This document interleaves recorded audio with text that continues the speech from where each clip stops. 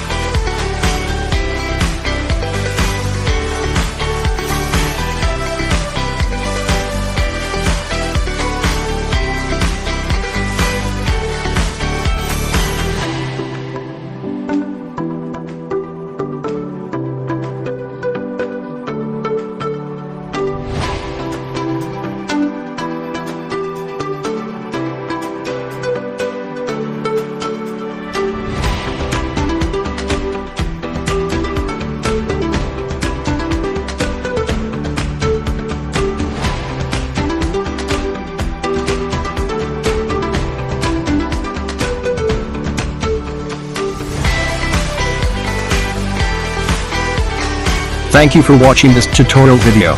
Don't forget to subscribe, like and comment. Stay tuned for more tutorial.